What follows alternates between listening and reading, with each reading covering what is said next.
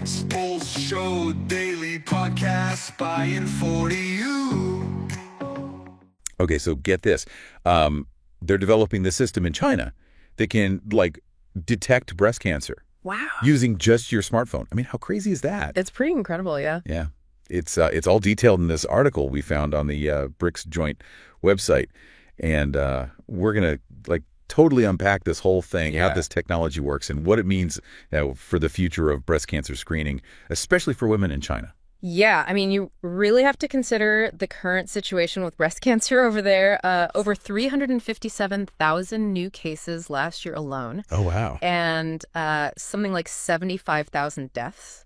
It's the second most common type of cancer among Chinese women. Oh, geez. Yeah, that's a lot. It just shows how important it is to have ways to screen for it that are easy to use and accessible for everybody. Exactly. And that's what makes this new system so promising. It's called AI-powered infrared thermography.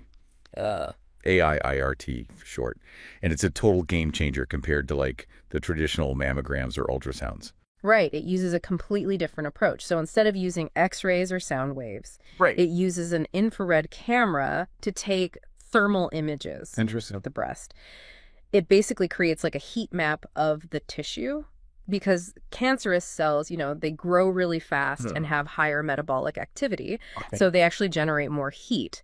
And that creates these kind of unique thermal patterns that the AI can then detect. So you're telling me, you take a picture with this special camera, and then you upload it to an app on your phone, and that's it? It just tells you, yes, cancer, or no, you're good?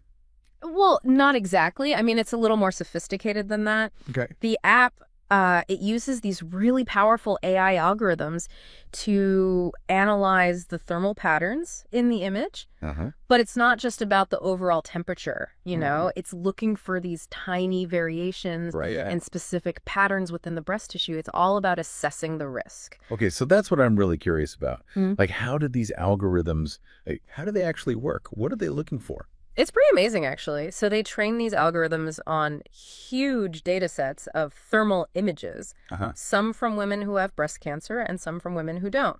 So the AI learns to tell the difference, to distinguish between the patterns associated with cancerous tissue versus healthy tissue. So it's almost like teaching the AI to see, but instead of shapes and colors, it's looking at heat, right? Exactly. And that's where it has a real advantage, especially for women with dense breast tissue, because mammograms can be really hard to read in those cases. But this system, it's actually really effective with dense tissue. And that's a big deal because dense breast tissue is more common in Asian women.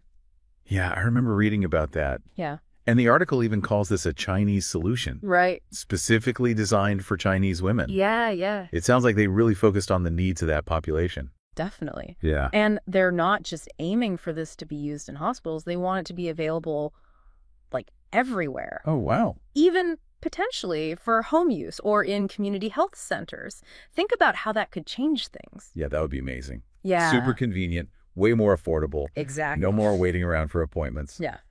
But, getting this kind of complex technology to so many people, it can't be easy. You're right. I mean, developing the technology itself is just the first step. They need to make sure it's accurate, reliable, works for everyone, everywhere. So that means lots of clinical trials to validate the AI, make sure it's really accurate, and fine-tune those algorithms for optimal performance. And what about people messing up? If you're using it at home, how do they make sure people are taking the pictures correctly? That's a great point. User error is a big consideration. They'll need to have a really user-friendly interface, clear instructions, maybe even build in some real-time feedback in the app, like those photo apps that tell you if your face is in the frame properly. So it could guide users and make sure the image quality is good. I can see that, yeah. So much to think about when it comes to making it, easy for people to actually use. It's not just about the tech itself. Right. It's about the whole experience. Totally. So, okay, let's say you use the app and it says there's a potential risk. Okay. What happens next? That's a really important question, right? You need a plan, a whole pathway from that initial screening to diagnosis and treatment.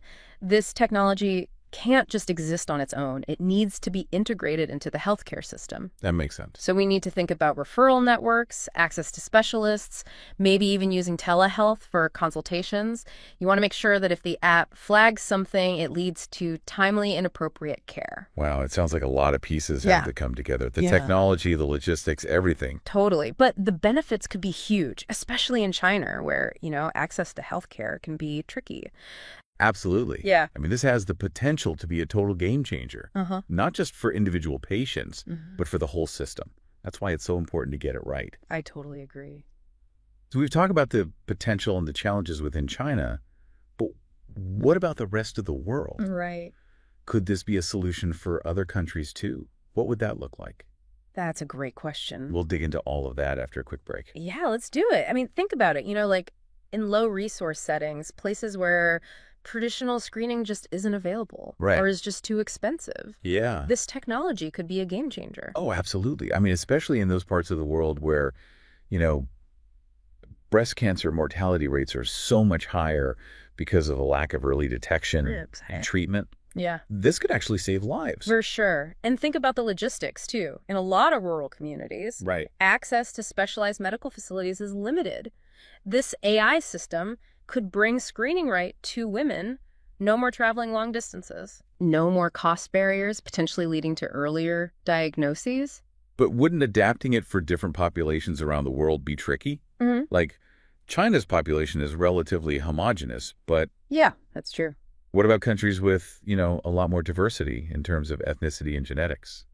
You're definitely right. The AI algorithms would need to be trained on data sets that reflect that diversity, to make sure they're accurate across different populations. Makes sense. And then you've got cultural considerations, language barriers, different levels of technological literacy, and the existing healthcare infrastructure, too. Right. It's almost like, starting from scratch in each new place. It wouldn't be easy, that's for sure. But don't forget, the core technology already exists, right? Yeah, that's true. So it's more about adapting and refining it and making sure it fits into different systems. This is more about tailoring it than reinventing it, I guess. Yeah. But even with those adaptations, what about the cost? How do we make this affordable in places that don't have big healthcare budgets? Yeah, that's the million-dollar question.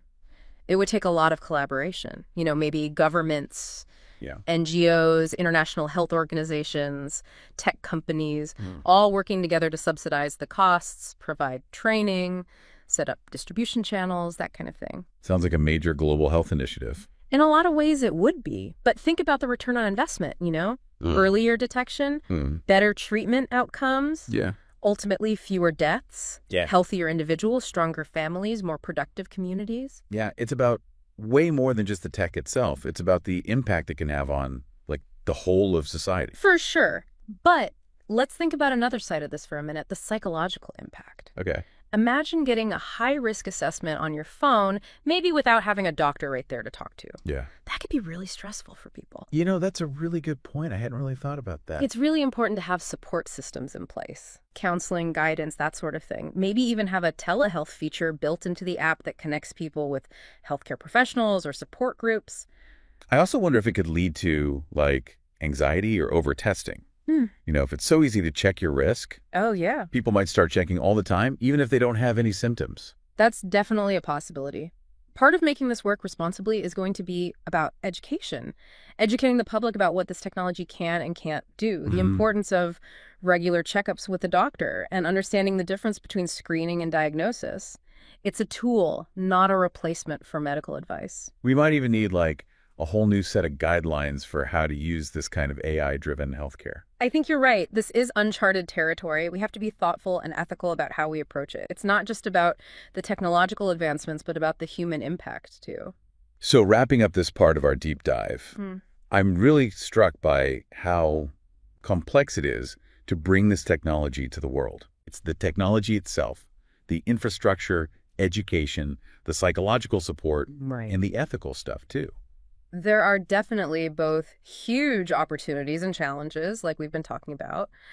But what's exciting to me is that it's pushing us to have these important conversations, to rethink how we do healthcare, and to imagine a future where access to these tools isn't limited by where you live or your background.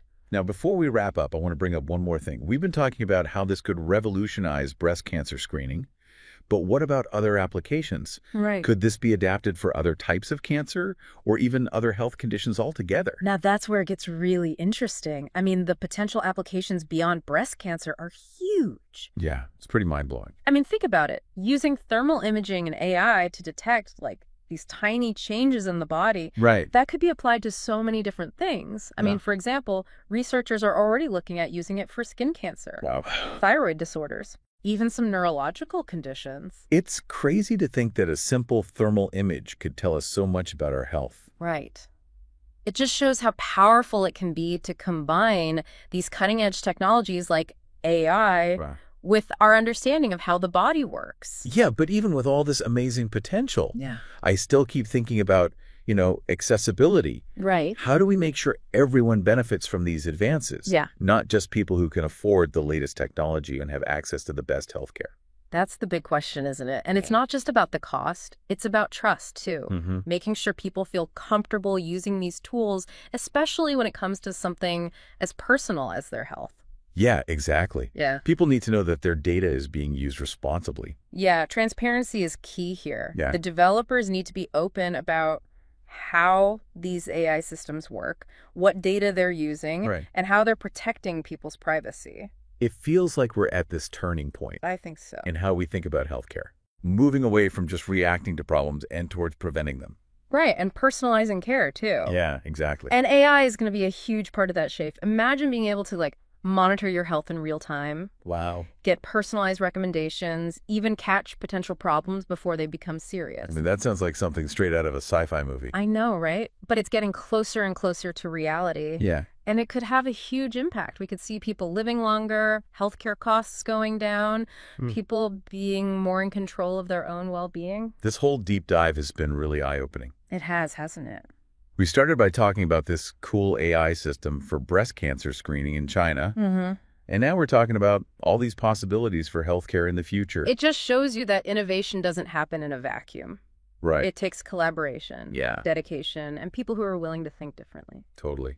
And as we move forward, we can't forget to ask the hard questions. Yeah. Think about the ethics and make sure these advances benefit everybody. Well said. Because at the end of the day, technology is only as good as what we use it for. Exactly. And on that note, we'll leave you with this. Imagine a world where healthcare isn't a privilege, but a right that everyone has, no matter where they come from or what their situation is. What role will you play in making that happen?